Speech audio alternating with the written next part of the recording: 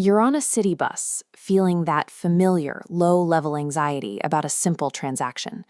You're wondering if your payment card still works, or if the payment methods have changed since the last time you traveled this way. Then you see it, a length of thick blue rope tied to the handrail. It has a beak and a pair of eyes looking around with a panicked, pleading expression. It's an impossible object sitting exactly where a ticket reader should be. When you untie it, the creature clings to you. A passenger nearby reaches into a bag filled with spare parts: a steel beak cover, chicken-like legs, a blue mohawk, and a pair of triangular headphones that look like ears. You notice 2 holes in the creature's head and intuitively slot the headphones in. It immediately reacts, turning its head and twitching as if it's finally able to process the sounds of the bus. This raises a question about how we process data.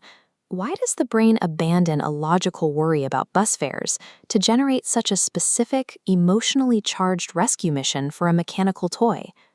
The sleeping mind is a high-speed sandbox, forcing scattered fragments of daytime data into a rigid architecture. To maintain reality, the brain anchors the simulation in a familiar setting, like a morning commute, before introducing chaotic elements that drive the dream. Through cognitive justification, the dreamer accepts the presence of a bag of robot parts without hesitation. The mind doesn't stop to question the origin of the items, it only cares about how they fit into the current scene. Dreams function as real-time sessions, where the brain acts as an architect, frantically trying to build a cohesive narrative out of internal noise and leftover thoughts. The narrative tension spikes when the bus driver suddenly turns hostile. She isn't just a background character anymore. She's an antagonist accusing you of stealing her property. She justifies her cruelty with a bizarre logic. The biorobot bit her, so she dismantled it as a form of mechanical punishment. You react with a protective, almost maternal instinct.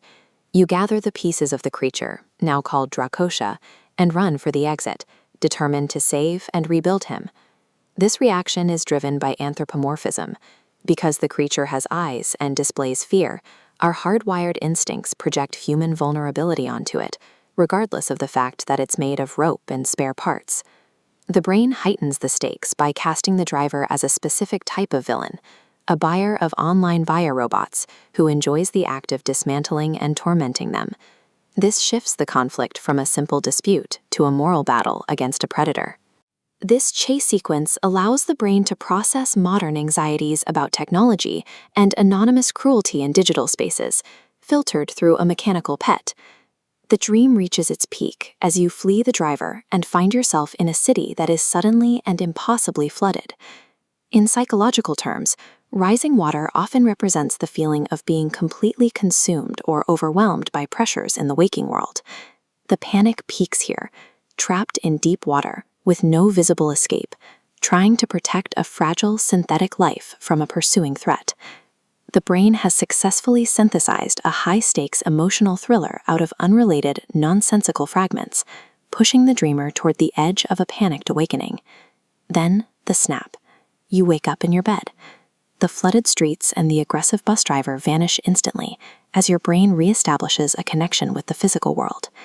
There's a lingering humor in the exhaustion that follows.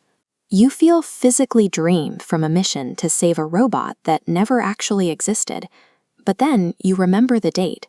It's the morning of the Chinese New Year. The appearance of the blue mechanical reptile was a direct response to a specific waking world trigger, the arrival of the Year of the Wood Dragon.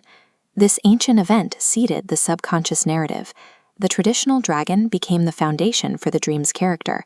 However, the mind filtered this tradition through a fragmented lens, creating a dragon assembled from spare parts instead of a mythical beast. Because technology dominates our daily lives, the brain interprets an ancient celebration through the language of biorobotics and technical anxiety. The subconscious acts as a synthesizer here. It takes a calendar date and wraps it in layers of daily stress, empathy, and modern fear to create a structured experience. Our minds use these complex, empathetic narratives to organize our experiences and help us navigate the world, even while we sleep.